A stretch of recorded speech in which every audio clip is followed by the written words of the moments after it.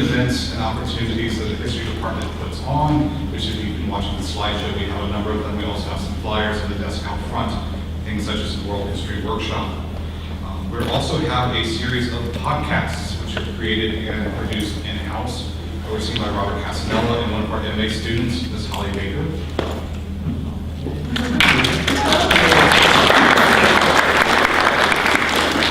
First of many to pick out, and you can get those via iTunes. There's also one featuring me interviewing someone. You don't have to listen to that one. I just want to take a moment to recognize some of our special guests here tonight. Ben Brokemarkle, Executive Director of the Florida Historical Society. Lyman Brody, Executive Associate Dean of the College of Arts and Humanities. Nancy Stanwick, Associate Dean of the College of Arts and Humanities. I would also like to acknowledge any of our alumni who are present. Just want to raise your hand and wave. There's a few here. Thank you all for coming to this event. Also want to thank the Florida Historical Quarterly and the UCF chapter of Phi Alpha Theta History Honor Society for sponsoring the event, and a special thank you to Phi Alpha Theta for providing the food and drink for tonight's event. Professor Jerrell Shofner was a longtime chair of the History Department here at UCF, and he did very much to develop the department, both in Florida history and overall. Sadly, he passed away this past spring. So now I'm going to turn the podium over to Connie Lester, editor of the Florida Historical Quarterly, for a remembrance of Professor Shofner. Dr. Lester.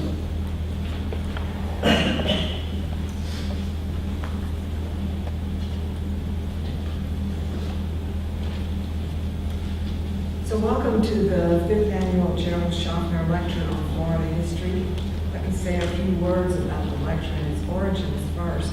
The lecture series is an outreach of the Florida Historical Quarterly, which is the peer-reviewed scholarly publication of the Florida Historical Society. The offices for the Quarterly are in the History Department here at UCF. The Society headquarters are in Cocoa. The Florida Historical Quarterly is in its 96th year of publication and came to UCF from the University of Florida in the mid-1990s. Dr. Shofner was the first editor at UCF, and the lecture series was named to honor his contributions to Florida history, his work as editor, his scholarship, and his service as past president of the Society. Dr. Shofner attended the inaugural lecture in 2013, but his health, unfortunately, did not permit him to be present for any of the other lectures. On April the 11th, he passed away. A child of Depression-era Texas, Dr. Shofner completed his PhD at Florida State University in 1963. Shofner's best-known book, and one that remains essential to Florida history, is Nor Is It Over Yet? Florida in the Era of Reconstruction, 1863 to 1877, which was published in 1974. And for those of you who have been to the Shofner lecture several times, you know that we've had various lecturers who have said something about how important that book was to them. Shofner was also known for two other avenues of research: community-based studies and revisionist studies of African American unionism in the late 19th century. His work for and with historical societies in Jefferson County, Apopka, Orlando, Jackson County, and Brevard County provided local historians with an accessible framework for understanding their past. In his work on labor history, he sought to understand the lives of Black and white workers as, in the words of one historian, quote, active agents who had a hand in negotiating and creating the world around them, end quote. At his funeral last spring, the mourners represented all those whose lives he touched: family, friends, students, colleagues, and community members. The years of teaching, research, and writing that he had influenced just in that room was staggering. Among the mourners was one woman who had never met him, but whose research in her community's history had been influenced by his work. She had traveled quite a distance that day to attend the funeral because she believed she needed to honor the man whose work had such an impact on her research. No one could ask for a better editor. Thank you.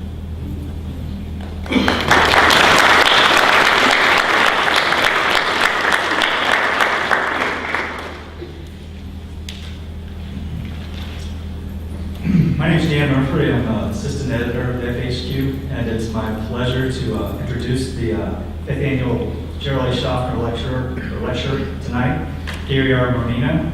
I know many of you here are not Florida historians or knowledgeable of Florida history, but I want to make clear from the very beginning, you are in the presence of greatness tonight. Because Gary Mormino is a legend in Florida history in many different ways, and I'm just going to give you a very brief overview of his many, many works.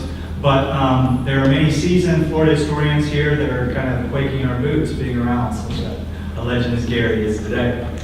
Gary received his PhD from the University of North Carolina and taught at UCF-St. Pete, headlining his Florida Studies program from 1977 to 2012. He still continues to contribute to the department, however, as Frankie Duckwall Emeritus Professor of Florida History.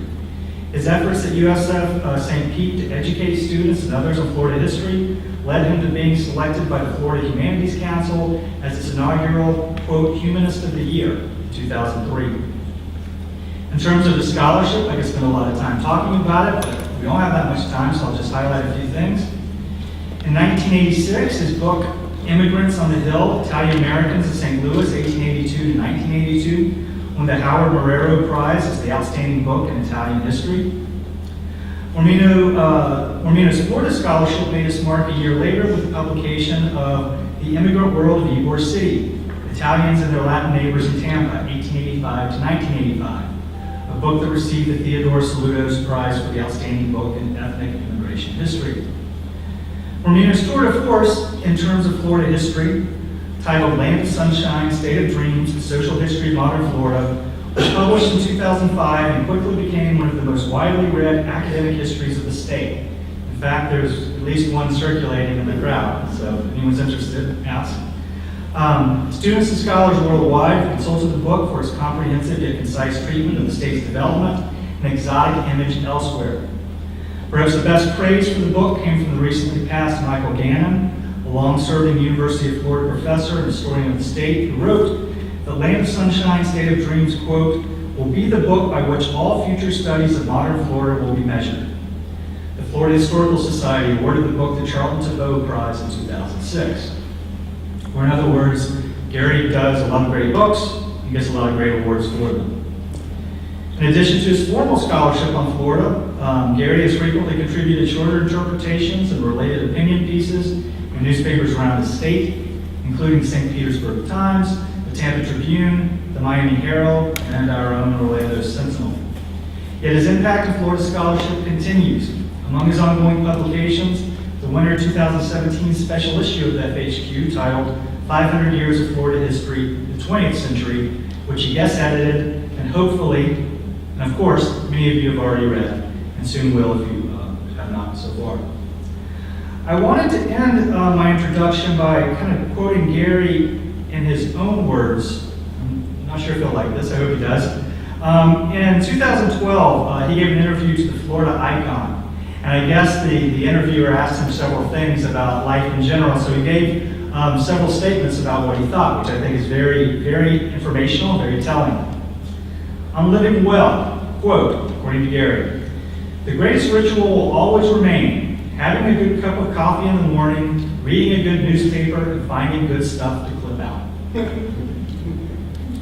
On himself, quote, "I've never been the smartest light bulb in the room, but I work really hard.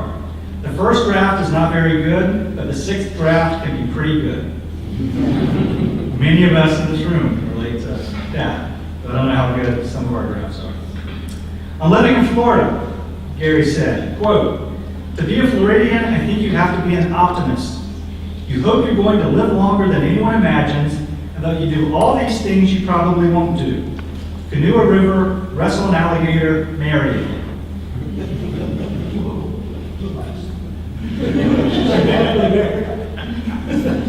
You can clarify a lot of things when you go. "Finally, I'm viewing the world. Quote, present-mindedness can really drag you down." With that last statement in mind, while listening to our talk tonight, please join me in welcoming the 5th annual Jerrell Shofner Lecturer, Dr. Gary Mormino.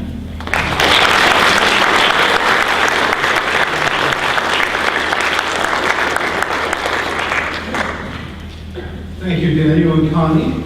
I'm delighted to be here. Certainly, it's wonderful to be at a place where the football team is ranked 20th in the nation, except that my school, the University of South Florida, is ranked 16th in the nation. I'm sorry. I'm going to begin. Can you hear me without that? Can anyone not hear me back there? I always like to begin. It's my favorite story in Florida. My favorite Florida character. How many of you recognize the name James Billy? James Billy. We're the same age, but James Billy was born on a chimp, C-H-I-M-P, chimp farm in Dania, Florida. A full-blooded Seminole, and a Vietnam veteran, interestingly enough. And when he returned from Vietnam in the early 1970s, to his astonishment, he's elected chair of the Seminole tribe. At a time when the Seminoles were destitute, poorest group in Florida. Lacking the confidence to lead the Seminoles into the modern era, he consulted a medicine man and said, "What must I do to win the faith of my people?" And he said, "Son, you must first go out and capture, kill, and eat a Florida panther," which he proceeded to do, was promptly arrested for killing an endangered species. He pleaded it was a religious purification ceremony on sovereign land and was acquitted in Fort Lauderdale. It was the trial of the century. As he's coming out of the courthouse, there were 300 journalists waiting for him. And what was the first question they asked? What does, yes, thank you. What does, thank you for being the straight person. What does panther taste like? He said, well, it tasted like a cross between bald eagle and manatee. Thank you, you've been a wonderful audience. I'm going to get the improv club in Maitland this week.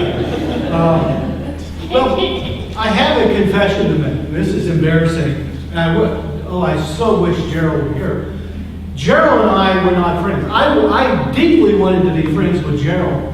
But as Richard Capoe said in the Orlando Sentinel, Jerrell did not suffer fools lightly. And clearly, I got off on the wrong foot with Jerrell. So it's 1977. I'm 30 years old, and it's a Florida Historical Society conference.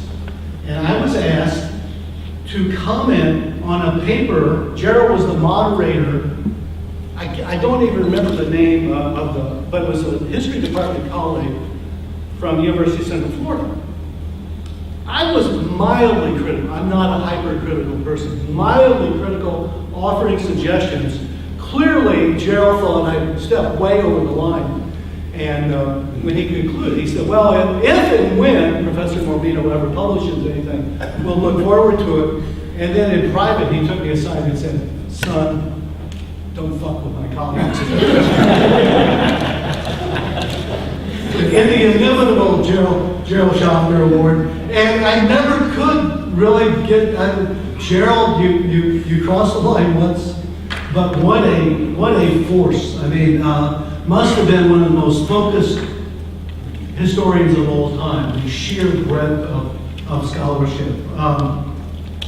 Well, the topic tonight, I wish we had time. I'd be curious, just what do you think I'm talking about tonight when I talk about Florida? And by the way, I've since revised that, and it's a forthcoming book, but it's now The Age of Fear. Terror seems a little too over the top. Any thoughts on what you think it's about? And the point here, it could be every generation has kind of an age of terror. I mean, if you think of slave rebellions in colonial Florida, the French fearful of the Spanish sword, McCarthyism in the 1950s, the Johns Committee ferrying out homosexuals in universities in the 1960s. It's nativism in the Gilded Age. But what I'm talking about is I decided to do a sequel to my last book. My last book was a book taking Florida from the end of World War II to 2000. And I'm now going to do a sequel. As of a month ago, it was Florida in an Age of Fear, 2016. Irma and politics have forced me, it's now 2017. And the problem, of course, is this could, if you invite me back 2 years, it's 2019. There's always going to be something going, but let me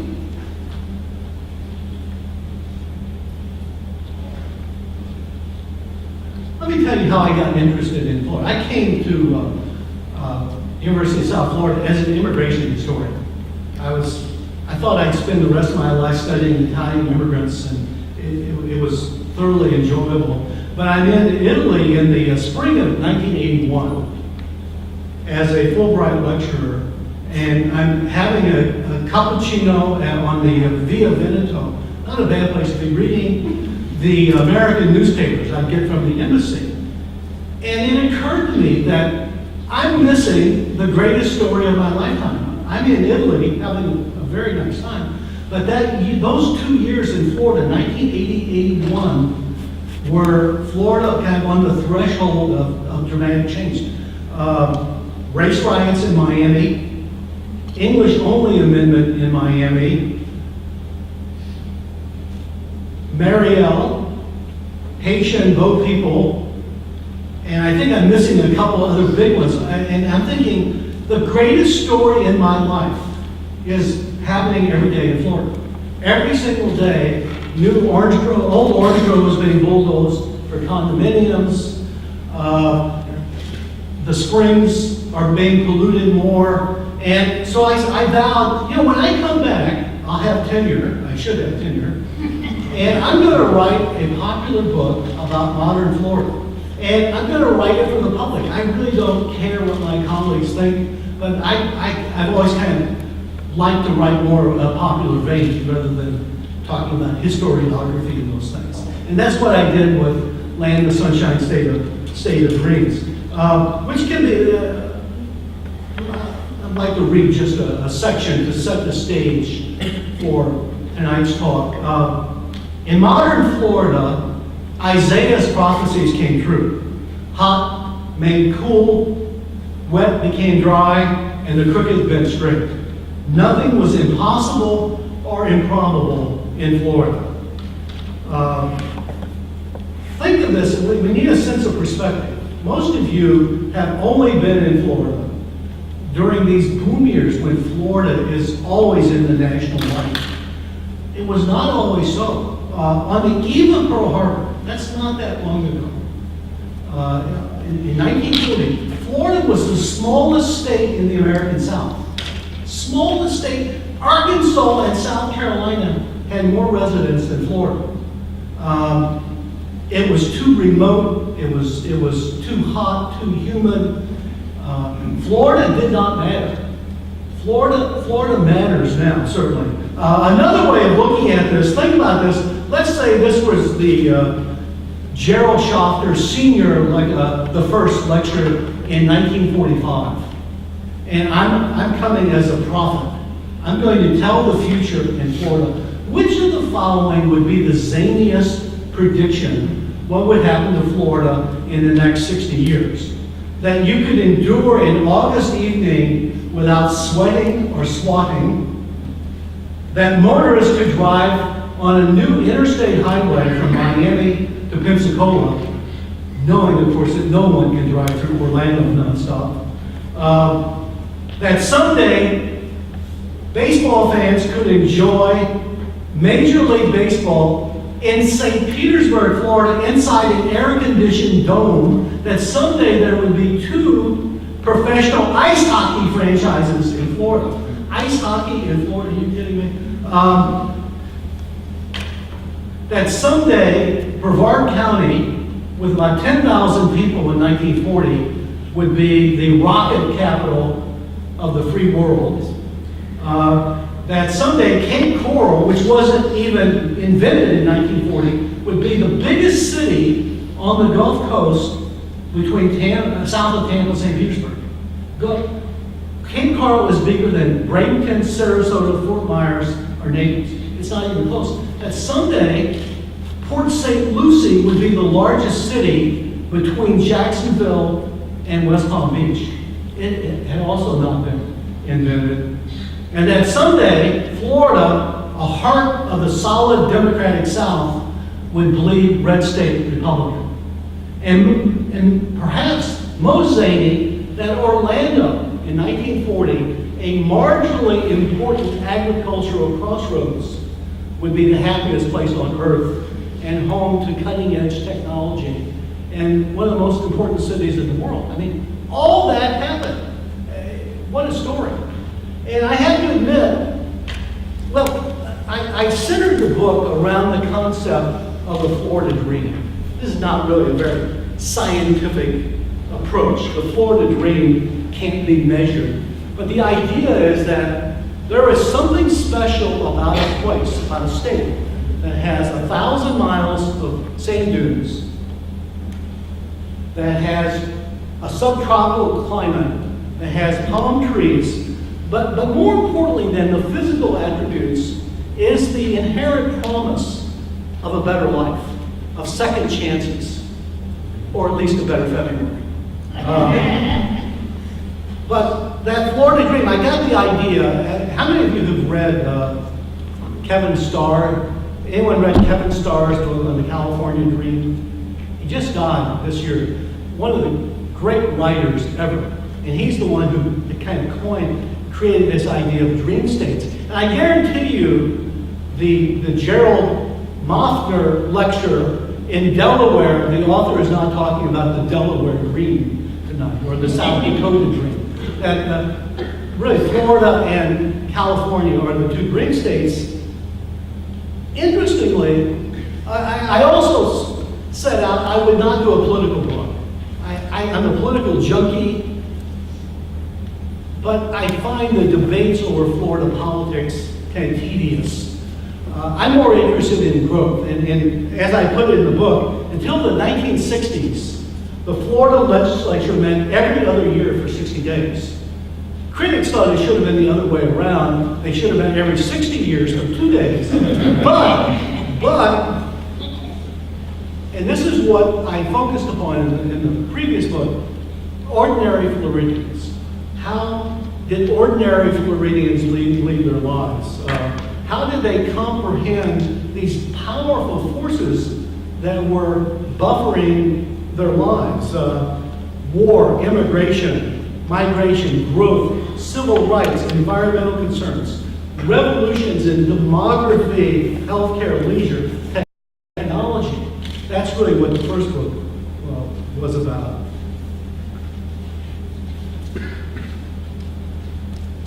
I'm going to read you, I just wrote this a couple days ago. It's the introduction to the forthcoming book. It's going to be a while. I'm about 2/3 of the way through. The book, as I mentioned, is Florida from 2000 to 2017.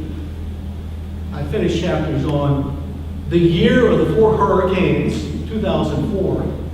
By the way, New Dean had come to St. Petersburg. They told him to escape Hurricane Charlie, go to Orlando. That didn't work out very well. A palm tree fell over on his car. He's never been back to Orlando. But I've got on the election of 2004, the elections of 2006, the emergence of Charlie Crist, election on 9/11, and election of the chapter on the 2000 elections. And the biggest one I'm working on now is the Great Recession. So think about this, the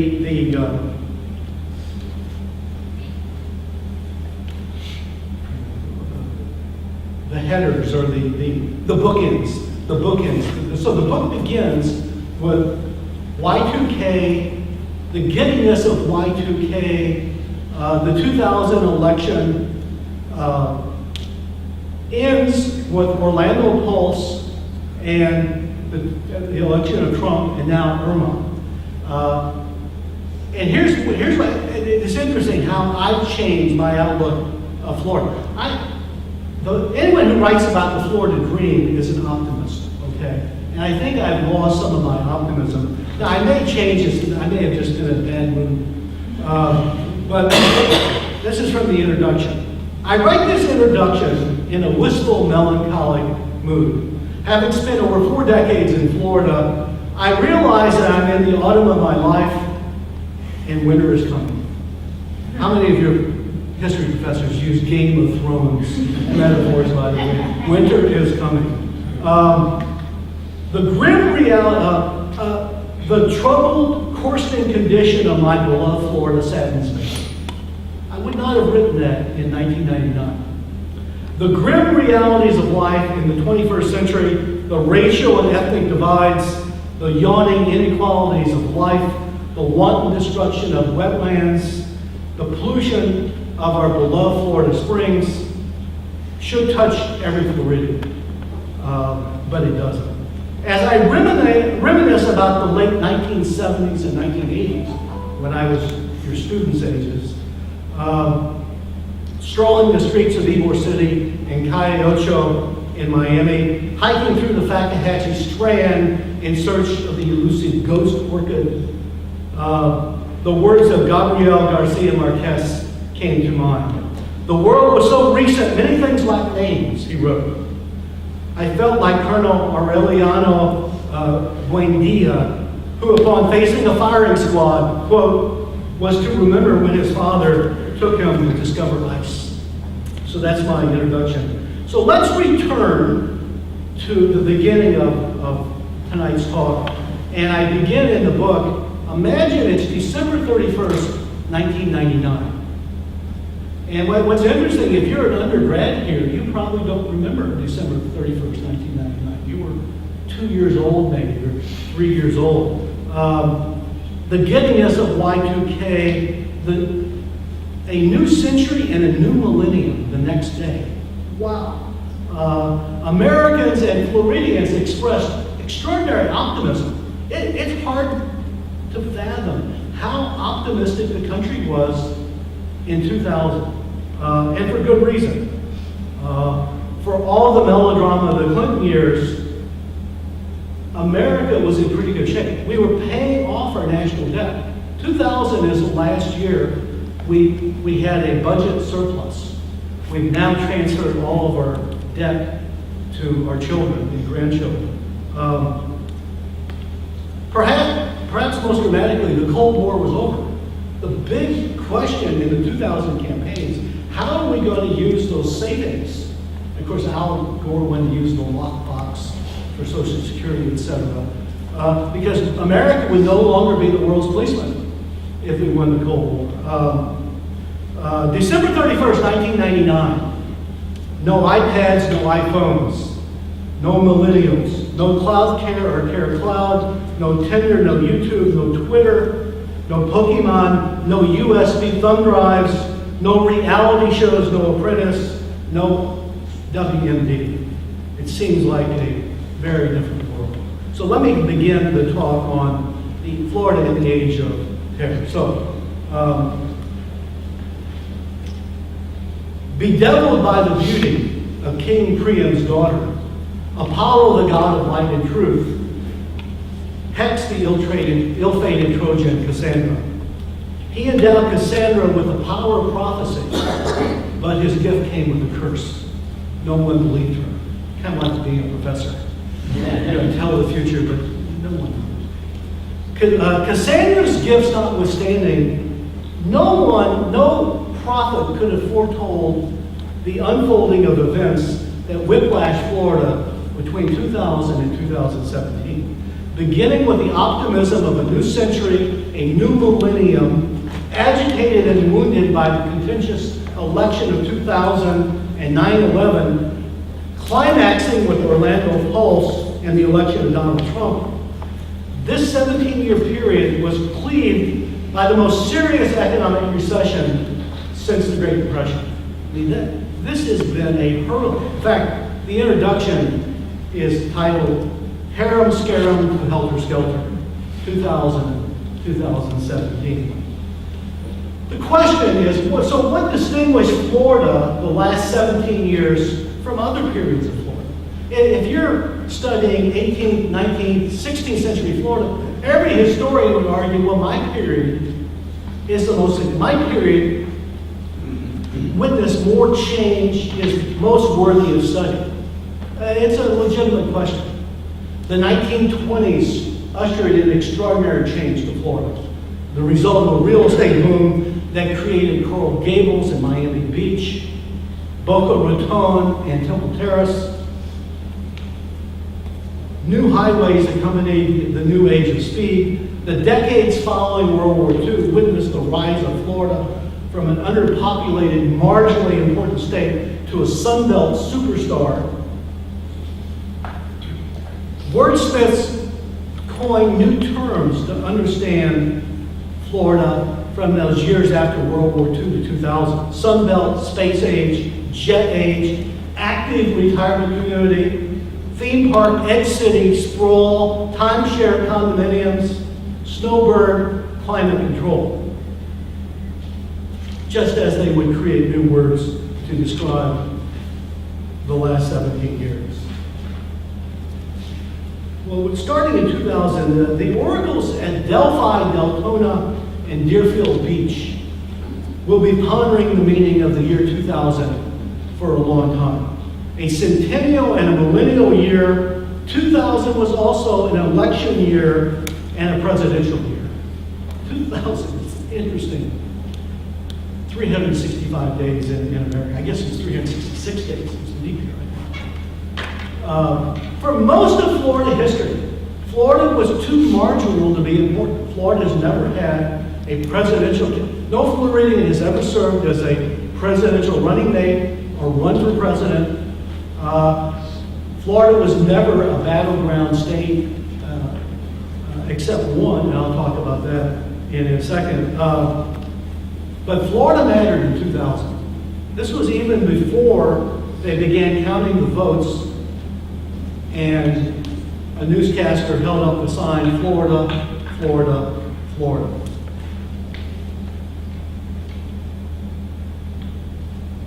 The frivolity welcoming in the new millennium soon turned sour. The year 2000 proved to be one of the most bizarre but most significant years in Florida history. In The Tempest, A Midsummer Night's Dream, and Macbeth, Shakespeare understood the power of timeless themes. Innocence and the chosen, plucked from storm-tossed seas, ambitious women plotting political gain, the odyssey of leaving the homeland and encountering a new wondrous world, a citizenry furious at feckless leaders in a world turned upside down, and the Elian Gonzalez saga was pure Floridiana, a tragic-comic series of events, a fable rich in resource and surprise, amazingly durable and divisive, tiresome and riveting at the same time. I can't believe no one's made a primetime series. This is, the optics are just unbelievable if you don't remember the Elian saga. On Thanksgiving Day, 1999, Juan Miguel Gonzalez went to his son's school in Cardenas, Cuba. And the teacher told him, well, your wife has already picked up your son, Elian. They were separated, the husband and wife, and that evening, Elian, with 11 others, set out for Florida on a storm-tossed sea in a rickety aluminum boat. And fishermen thought this was a joke. Someone had put a doll on a boy, B-U-O-Y, and it was Elian, the only survivor that laughed. Like Melville, he alone survived to tell me. So Elian is the only one to survive. His mother, relatives are dead. The father is in Cuba. And he's, of course, embraced. Elian had one great advantage over most illegals in Florida. He was Cuban. And the wet foot, dry foot policy gave asylum to Cubans, not Haitians, not Dominicans, and others. And Elian is basically adopted by his great uncle, living in Miami's Little Havana. And this is a story where everyone finds out, what's the right answer on this? So, I love my son so much, I will risk death to see that he lives a free child in America, or I love my son so much, I will not give him away for political ideals or ideas. You take your choice. Both, you can argue both. And in fact, Fidel immediately said, how family trumps politics. The child should be reunited with his father in Cuba. Miami Cubans felt very different. The Attorney General of the United States in the Clinton administration is Janet Reno, a Miami native, an amazing figure in Florida history. Her mother, a newspaper reporter for the Miami Herald, built their home in Miami-Dade County herself, and she wasn't a carpenter. She decides, hearing various opinion, that Elian should be reunited with his father. And on the 22nd of April 2000, armed elite INS agents stormed the home on 2nd Street, Miami, while photographers snapped pictures of this surreal event. Do you call it a rescue or an abduction? Well, it depends which side are you on, son. And the next day was Easter Sunday, and Miami is filled with images of La Virgen de Caridad, the Virgin of Charity, the patron saint of Cuba, who in these scenes is pictured as rescuing 2 Cuban fishermen tossed in a sea, and she takes them to land. So the symbols of this are just unbelievable. By the way, Al Gore, who knew he would be the nominee, said, do not send Elian back. He realized that this could be the election. That what was interesting, what was happening in Miami at this time, is many of the young voters, their grandfathers or fathers were Cuban immigrants. They're not much unlike you.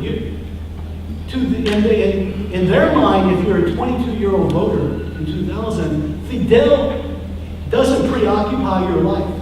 You want a good job, you want to go to a good college, you're not obsessed with Fidel. And in fact, in 1996, Clinton got 35% of the vote, the Cuban vote in Florida, that had always been rock solid Republican.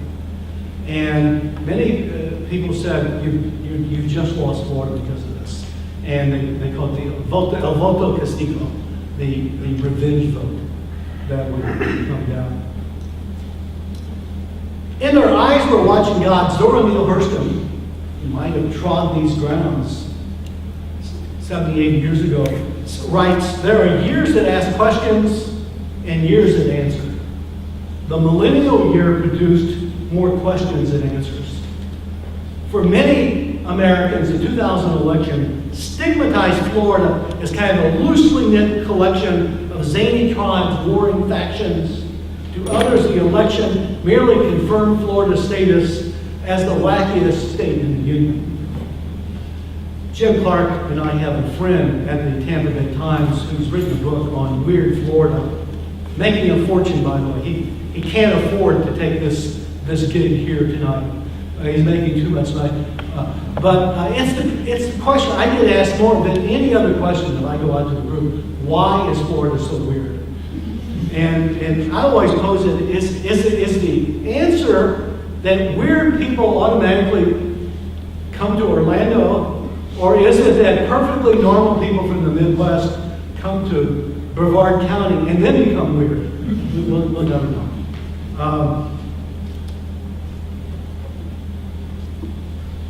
No election has ever been like 2000. Well, Jerrell Shofner would say no. Actually, there's one election that was very much like 2000, and that's the election Jerrell wrote about in his book that still has legs. Nor is it over yet. Nor is it over yet. It's about Reconstruction in Florida. I'll briefly relay this. So, in 1876, the South had been under military Reconstruction, military rule, and Republican rule for 11 years. So there were still federal troops, including federal African American troops in Florida. And the nation was getting tired of the Reconstruction crisis And everyone thought the Democrats would probably win this election in 1876, and the Democrats would end Reconstruction. The Republicans ran Rutherford B. Hayes, formulated a Republican Civil War general, governor of Ohio, and who was he running against? Samuel Tilden of Maine, right?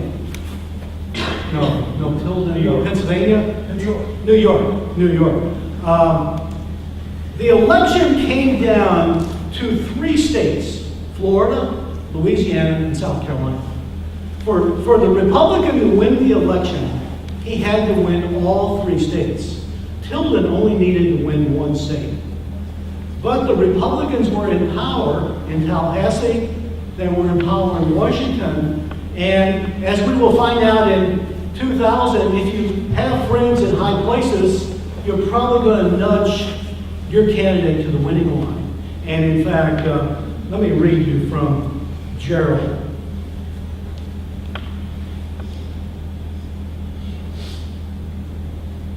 Chaos ensued. Poor communications and geographic constraints delayed Florida's vote count. Sound familiar? Dane County became an unlikely dateline when its 14 votes were lost. So Dane County in 1876 cast a total of 14 votes. The entire county, Dane County in 1876, included 5 future counties from Dane, Broward, Palm Beach, Martin, Indian River. 14 votes over those future 5 counties. That's down the Gold Coast in Florida. And the votes were lost at sea. And the New York Herald wrote a famous headline, "Where the hell is Dave?" In Tallahassee, journalists and party officials were called visiting statesmen. And what happened eventually is the vote, the thumb came down on the scale, and they decided on compromise. This was behind closed doors. Republicans would win the national race. Rutherford B. Hayes would succeed Ulysses S. Grant as the next president. South would get some railroad building, and the Union would be free of military reconstruction. By the way, the Democrats took over the state of Florida. They won the governorship in that race and severely punished Republicans and African Americans. Remember, Republicans were African Americans in 1876, vice versa. So a minor battlefield in 1865, an important battleground in 1876, Florida emerged as a critical battle front in 2000. Winning Florida was tantamount to victory.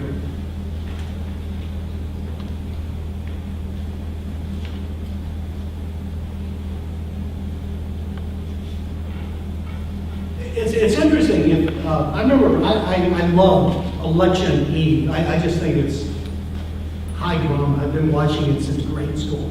But since 1960, there had really never been a nail-biter. Particularly as computers became more sophisticated, we knew weeks before the election who was going to win, and almost to the decimal point. 2000 would prove human foible and error. The longest day, November 7th, 2000, also turned out to be the longest night and the most melodramatic night election count in history. NBC reporter Tim Russert held up the famous chalkboard. It's going to be Florida, Florida, Florida. Dan Rather, a Texan like Jerrell Shofner, he would sprinkle his analysis with Texas aphorisms. He called the race, quote, "This race is as tight as a Botox smile." And of course, we know that George W. Bush won the election, and it helped to have Katherine Harris as Secretary of State, particularly if she was co-chair of the Bush campaign at this time. It's still that vote in Little Havana, as well as the infamous butterfly ballot, tip the scales. But the point I want to emphasize before I get to the age of terror is this was a very comfortable time. Despite the election melodrama, despite people claiming America is going to go to hell under Republican reign, Americans were very out. 66% of Americans, after the election, insisted the country is going in the right direction. Can you imagine? I don't know what the figure would be today, but it wouldn't be half of 67%, I don't think. There was also a book, an interesting book that I don't know if anyone's ever read. It's a very dense book, but it's called The End of History, written by a Japanese scholar in 1992. And he argued the end of the Cold War made the great divisions between the free world and the communist world irrelevant. More and more the world would become liberal, capitalist, democrat, and that we will have more and more to share. Incredibly optimistic. Charles Krauthammer, conservative commentator in Time magazine, on January 1st, 2000, America bestrides the world like a colossus. Quoting Shakespeare, he said, "None have the power to challenge America now." That's how cocky we were in 2000. The title of chapter 2 is "Something Wicked This Way Comes." Anyone know where that phrase comes from? I know there's a horror movie by that name. We have a winner, yes. Is it from this book? Never mind. It's from Shakespeare's Macbeth. That was what they were going to guess. It reads, in Act 4, "Scale of dragon, tooth of wolf, witch's mummy, maul and wolf. By the pricking of my thumbs, something wicked this way comes." What an eerie backdrop for 9/11. Well, I like to set the scene. So here's the setting of my scene. 7 months after taking office, President Bush and First Lady Laura returned to Florida. And the past and future of the Republican Party of Florida gathered for an illustrious, intimate dinner at the Colony Beach and Tennis Resort at Longboat Key. Anyone ever been there? I gave a speech there once. Unbelievable. Luxury and serenity. Former governor, Florida governor and First Lady Robert and Mary Jane Martinez drove from Tampa to join them. Governor Jeb Bush and First Lady Colombo were there. Ominously, a toxic red tide scoured Sarasota Bay, and the stench of dead fish commingled with the sweet smell of hibiscus and bougainvillea. But in Florida, the occasional smell of rotting fish was prosperity's perfume, especially if it was on a barrier island. Longboat Key perfectly illustrated Florida's love affair with salt water and dunes and exclusivity. Almost no one lived on Longboat Key until the 1950s. Why would you live on a barrier island where saltwater mosquitoes would eat you alive for most of the year? You can't grow much on a barrier island. But after World War II, there was this irrepressible march to the sea. Condominiums there in Longboat Key, sprouted condominiums, but the Colony Resort and Beach Tennis Club, it was considered top drawer there. In 1996, Al Gore stayed at the penthouse suite there before he jousted with Jack Kemp at the 1996 vice presidential debates.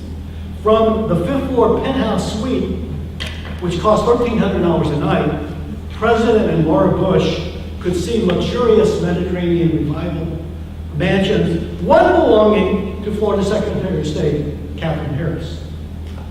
She was, by this time, she was describing herself as Queen Esther, the modern Queen Esther. Queen Esther had saved the Jews. And she thought she had saved the Republican Party. And how had they paid her back? By escorting her. But more of that later. Well, tennis was the sport of choice for the resort's guests. That night it was baseball. Baseball connected all the male attack dogs. George W. Bush owned the Texas Rangers, said on opening night when he owned it, does it get any better than this? George Herbert Walker Bush, who had graduated from prep school and joined Navy Air rather than go to Yale. George Herbert Walker Bush, after the war is over, he uses his GI Bill to go to Yale. He's the captain of the baseball team. He was a very good athlete. And Bob Martinez had turned down a $1,000 contract to play catcher for the Brooklyn Dodgers farm system, and instead married Mary Jane. All three of their local teams were horrible that year, by the way. Bob Martinez personified the modern Republican Party. Here was someone from West Tampa, one of the most Democratic precincts in Florida. And after serving as mayor of Tampa, by the way, he had led the Hillsborough County teachers out on strike. The entire state teachers went on strike in 1968. And he was a flaming Democrat in 1968. But in 1981, he gets a call from Ronald Reagan in Washington, wanting Mayor Martinez to come to Washington. And it's interesting, what do you think the first thing the president said to Bob Martinez? He said, Bobby. He knew everyone called him Bobby. You're a lot like me. We were union leaders. Reagan with the Screen Actors Guild. We were once Democrats. You were head of the teachers union. We would sure love for you to become a Republican. And 2 months later, he switched parties. And the thought that someone with the last name Martinez, or as he would say in North Florida, they called it Martinez, could be elected governor of Florida as a Republican. That is about as wild a scenario. But he was in 1986. He's elected governor of Florida. So that September dinner, part celebration, part observance, embodied individual and collective success. The chef, if you're interested, cooked red snapper ranchero, knowing the president's fondness for Tex-Mex food, and baked Alaska. And the reason I know this, I'm interviewing Bob Martinez at his home, and as I'm leaving, Mary Jane Martinez says, and they had pictures, it's often famous people do pictures of meeting the Pope, meeting the president, and there's the one with President Bush. And she said, look at that closely.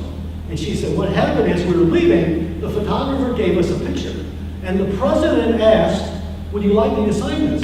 And she said, oh, sure. And he signed it, President George W. Bush, 9/10/01. What do you think that photograph was worth, by the way? Because the president was in Sarasota, the next day he was reading The Pet Goat to students at Emma Booker Elementary School. After a jog, he's reading. He had been told going into the school, a plane has crashed into the World Tower. And he said, that must have been the dumbest pilot. How did you crash? Who could possibly imagine? Midway through reading The Pet Goat, Andrew Card, as chief of staff, comes in and whispers in his ear. And Ann Compton, ABC News, said, I knew something bad had happened. Nobody interrupts the president. Not even when the president is reading The Pet Goat to second graders at an elementary school. And he tells them a second plane has hit the tower. And it's not an accident. He then obviously leaves. I write, the gates of hell open. The fourth surah of the Quran had warned, quote, wherever you are, death will find you, even in the looming tower. Eerie, isn't it? Curiously, terrorism had not been a much discussed topic during the 2000 election. In spite of the fact there had been incidents that should have defined you had a previous bombing at the World Trade Center, you had Oklahoma City, you had bombings of abortion clinics in Florida. The topic almost never came up because Americans, we like to forget these things. Florida wasn't just the place where the president found out. Florida was a staging ground for 9/11. Eerily, 3 days before President Bush's visit, Mohammed al-Atta was spending the night at a Holiday Inn 2 miles away. He was joined at the bar by Marwan al-Shihi, a co-conspirator. Atta tipped the bartender $16 for a $4 rum and coke. Osama bin Laden had planted them and others, Deerfield Beach, Coral Springs, Hollywood. In fact, more than half of the 9/11 conspirators trained and planned the attack in Florida. Why Florida? It's a place where everybody's from somewhere else. Look, you know, lawyers are always told never ask a question if you don't know the answers. I obviously don't know this answer. How many of you were born someplace else other than Florida? I'm guessing it's going to be over half.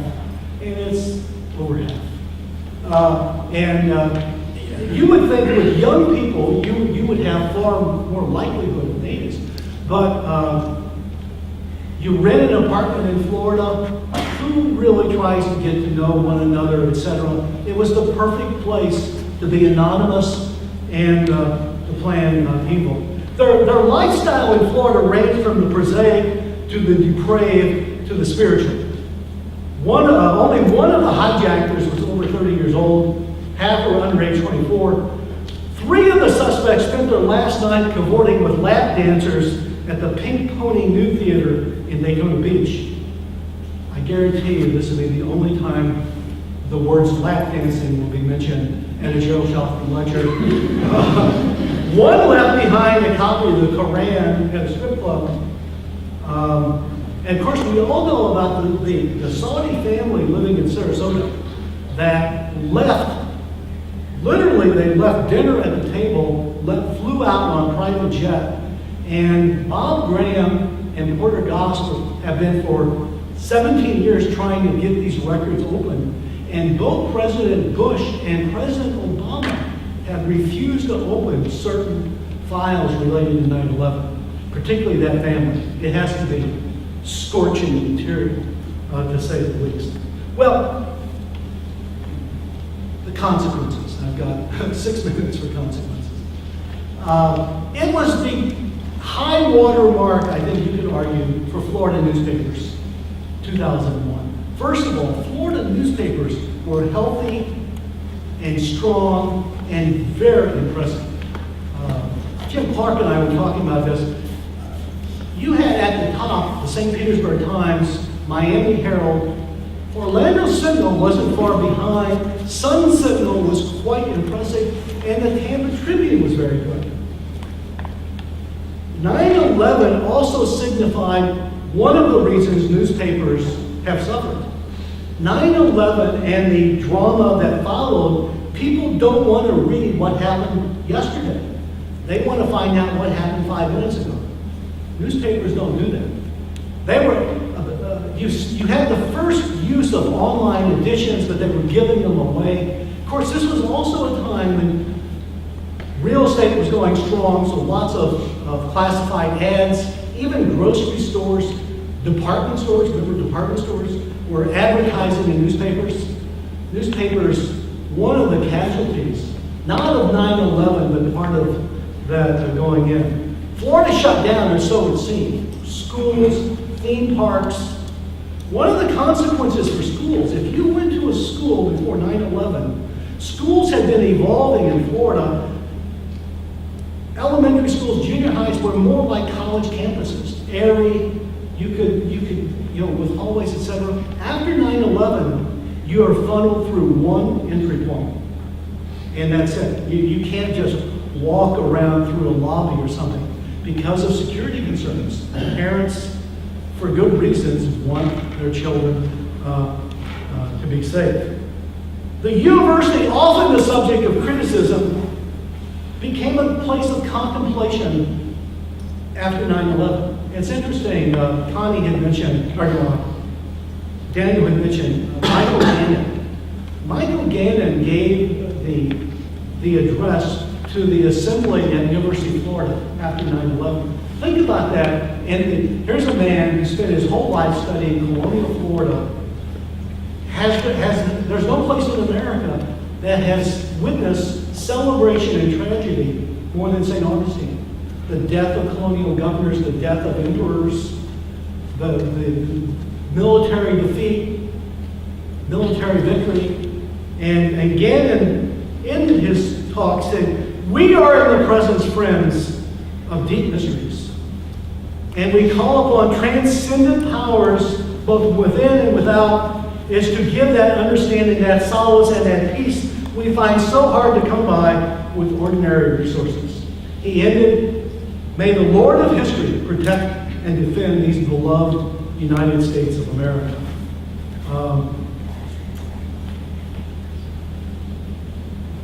If I would ask you, what's a good historical analogy? This is for undergraduates only. So what's a good analogy with 9/11? So we study history so we can compare and contrast. And most students would say what? I know you're supposed to say Pearl Harbor. You're supposed to, okay, Pearl Harbor. Pearl Harbor is not a good analogy to 9/11. So think about this. One of the reasons that when the Berlin Wall fell and Soviet rule ended in Asia and Europe, Americans were getting, this is as good as it gets. The wicked communist, the evil empire is dead. And a lone member of the State Department spoke out and says, "We, Americans, will rue the day the Soviet empire fell." How can that be? I mean, who can... And what he meant, and it was so graphic on 9/12, is we may have thought the Soviets were evil. They weren't crazy. They were not prepared for mutual self-destruction. They had families. They're not going to do anything insane. And you can also, you know exactly who to talk to. You talk to the president, the premier of Russia. So who do we talk to in this new war? It's a war of stateless factions, amorphous boundaries. It's a new war America has never fought before. And that's what he meant. We will rue the day the Soviet empire fell. It seems almost quaint that, so think of this, on the evening of December 7th, 1941, every American knew two things. We would declare war on Japan, and we knew when the war would be over when Japan surrendered. So this is 16 years after 9/11. Have we won? How do we know we won? I mean, and that's one of the problems of writing a book about contemporary history, is there's no perspective on this. I might come back in 20 years and say, we're still slugging it out. I mean, we're in a very different time. One of the other consequences of 9/11, and it's why I call it the age of fear, is proliferation of guns in Florida. I mean, and that's especially interesting topic now. Florida always was a gun state. Don't get me wrong. But after 9/11, there was a new fear in Florida. And is it coincidence that Trayvon Martin took place in Florida?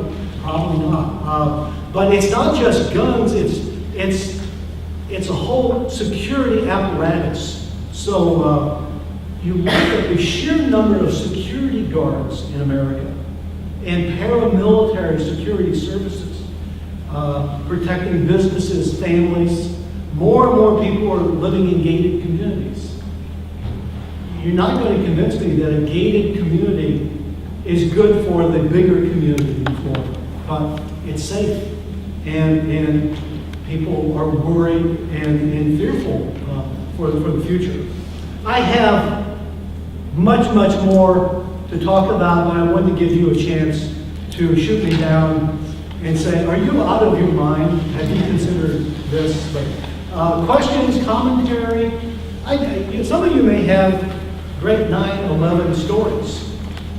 You know, where were you? It's going to be the story you'll tell your grandchildren. Where were you 9/11? As students were asking their teachers, their elementary teachers, why do you people bomb us? I can go on. I've got much more to talk about that. Yes, ma'am. I just wanted to say I was abroad when 9/11 happened, and You were where? I was abroad when 9/11 happened, and I'm sorry, you were. I was abroad. I'm from the Netherlands. Oh, okay. And immigration definitely became very difficult after 9/11. For security checks and Oh. applying for any sort of green card or any status in the United States. She was saying she was living abroad on 9/11. That's one of the points I was going to make. I mean, flying will never be the same again. I mean, so how many of you have had fun flying lately? I mean, no flying list, no kombucha on the plane, no gel supports in your shoes. Flying is a nightmare now and not likely to change. And I heard critics say, you know, America is very slow to adapt. We're concerned with the last incident, not the future. You notice since the shoe bomb, no one's tried to bring down a plane with a shoe bomb, but we still take off our shoes. I mean, hard to believe we don't have devices that can detect that. Other commentary? Yes, ma'am. Well, I think it's interesting. Florida, I think one of the unexplored aspects of its history that almost went away, but now it's back, is the sort of the military industrial complex of Florida. I mean, Florida was built, World War I and World War II. I mean, there were bases, and then there were Cold War bases, and when the Cold War died, it died, but then it came back, sort of. It had, I mean, and it has the simulation community, but you also have Tampa, McDill, Special Forces, Patrick. I think that would be a very interesting. I do treat that in there, and that's a perceptive point. I mean, Florida was born as a military garrison, a guard against British and French vessels marauding La Florida. It's interesting, on the eve of World War II, on the eve of Pearl Harbor, Florida had about 9 military bases. Pensacola, Key West had been there a long time. By the end of the war, we have almost 200 military bases, including mega bases that are brand new. Dill in Tampa, Drew Field in Tampa, Jacksonville Naval Air Station, Eglin. Eglin is bigger than the state of Rhode Island. Pensacola Naval Air Station, most closed, but you're absolutely right. More than a few remain open, particularly because of GI benefits. And the military, she used the term military industrial complex. What famous president first used that phrase? Dwight Eisenhower, who should know, by the way, a 4-star general. If you look at St. Petersburg, for instance, St. Petersburg had orange groves in the 1940s. St. Petersburg may have had less industry than any county in Florida.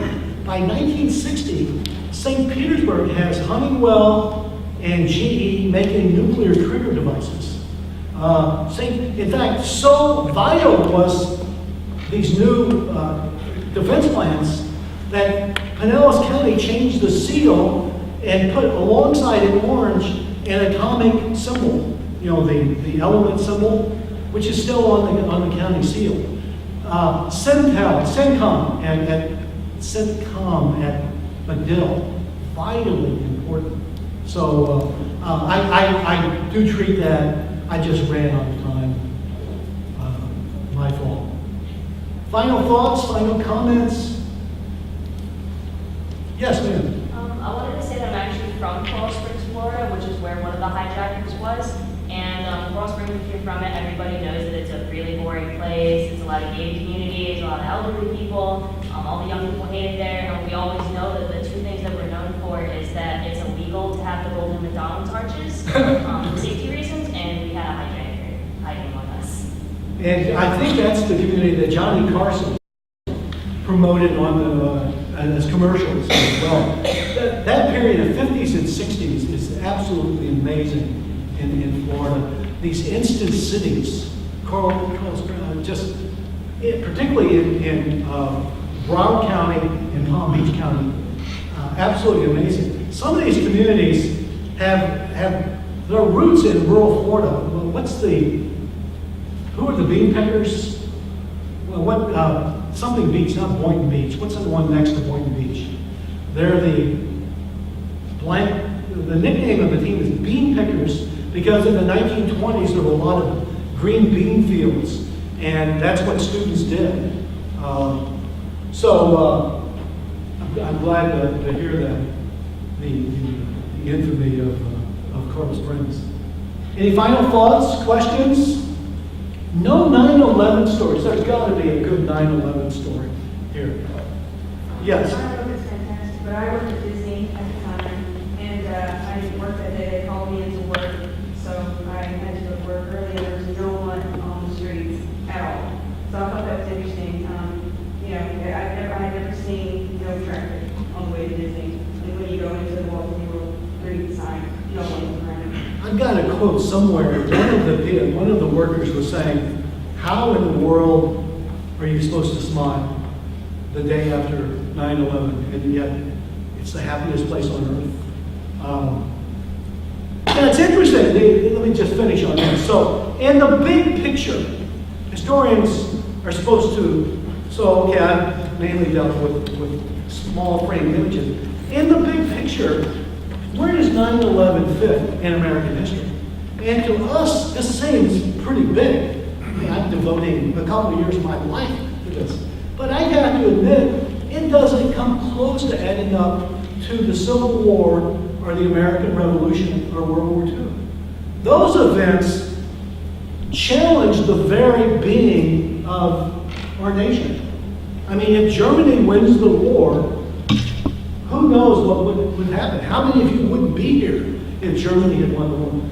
We probably should have lost the American Revolution. I mean, but Thomas Jefferson would have been drawn and quartered along with others. There would have been no United States of America. 9/11 is significant, and it's a searing emotional scar. It's not World War II. Don't put it. It's easy to over-exaggerate the significance of it.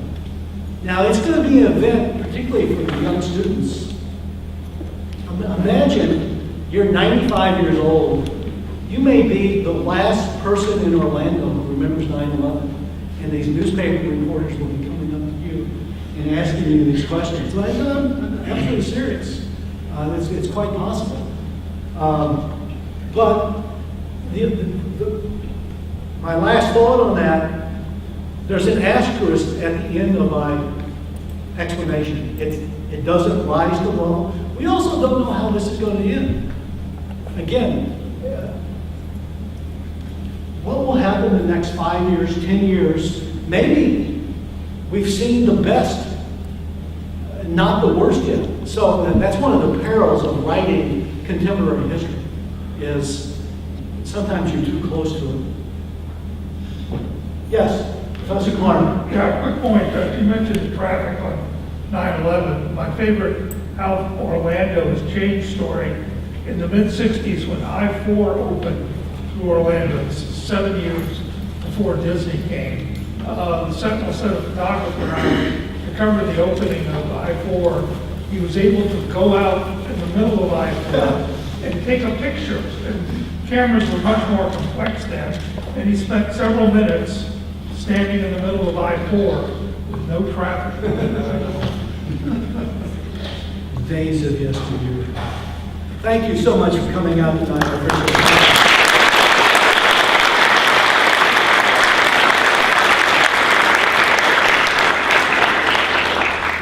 Before you dismiss and before Professor Mormino sits down, we want to present him with a framed copy of the Beautiful. Who took the picture? The picture was taken by NASA.